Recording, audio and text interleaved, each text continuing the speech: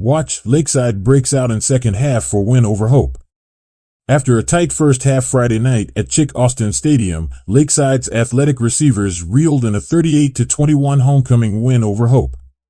The Rams, 5-2, 3-1 5A South, and the Bobcats, 2-5, 1-3, were knotted at 14 entering the third quarter. Lakeside senior quarterback Jacob Hermosillo would go deep twice during the first half to Skylar Purifoy, who made 2 leaping grabs in heavy traffic in the end zone to give the Rams their first 2 scores. Caleb Villines went perfect on the night in extra points, as well as tacking on an extra 3 in the fourth quarter with a 41-yard field goal. The Rams' Grady Ullman got the ball rolling on the first drive of the third with 2 big runs before Hermosillo found receiver Ben Vincent off the running pass for the catch in the end zone to regain the lead. While some on-field skirmishes between the two teams broke out as the game came to a close, Lakeside head coach Garen Rockwell said football-wise, he was proud of the guys. "You know, homecoming has got a bunch of distractions and it's difficult, and I think that's what hurt us in the first half," he said. "Now, I've been in worse situations, but being 14-all against an underrated team, it was kind of frustrating. But then I challenged the offense to come out in the second half and play like they're capable of playing, and they responded and did that. Taking the first drive down and scoring a touchdown is always big. And so from a football standpoint, they did good." Hope was plagued with penalties throughout much of the game. After Vincent caught the pass, somehow keeping his balance off the broken tackle, to go 63 yards for the score, the Bobcats' Carius Gully would score at the 3:50 mark of the third for their last score of the night.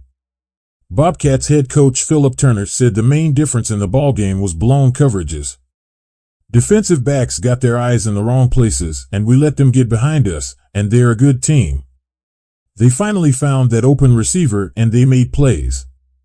Almost every time we made a big play, we get a holding penalty. And I just don't think, if you go back and look at it, I don't think it was balanced. I think more went against us than them, and we seen a lot. But human error. Seriously, they're humans also," he said. Prior to Villines' kick, Ullman capped the night for the Rams, going into the end zone standing up with 2:41 remaining in the third for a touchdown. Rockwell said he was proud of his defense for holding the Bobcats. "Defense kept battling," he said. "We're trying to learn a new defense and we still don't know. We know the concept, but we don't know the ins and outs and the small details of the defense. We'll keep working on that, and the older we get, the better we'll get at it.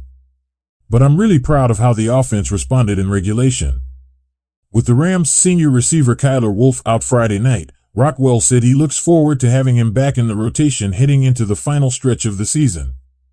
With Kyler, we dressed him out and tried to give him a go, and he went through pregame and then all the pregame except the last probably about 5 minutes, and then our trainer, Ben Lewis, who is excellent, and I trust him, and, as a coach, you don't want to hear your best player is not playing. But I trust Coach Lewis, and he told me, it's probably better that we rest Wolf this game. And so I said okay, he said. Rockwell feels good going into the Rams' final regular season games as they hope to clinch a home first-round playoff matchup. "We went through what we call that bloody triangle of Camden, Magnolia, and Arkansas High. We came out 2-1, which is good, but we were beat up a little bit. I canceled the junior varsity game with Lake Hamilton Monday. We practiced full pads, but we didn't tackle to the ground Tuesday. Half pads Wednesday, cut some of our running down, and we did ice baths for about 30 to 45 minutes every day, to try to revive our bodies. Just things like that I've learned over the years to help a bruised team. And we're going to do the same thing this week. Hopefully I get Kyler back to practice, but we're going to ice bath on Sunday, Monday, all the way through Thursday," he said. The Rams will travel to DeQueen Friday night to take on the Leopards while the Bobcats host Camden Fairview.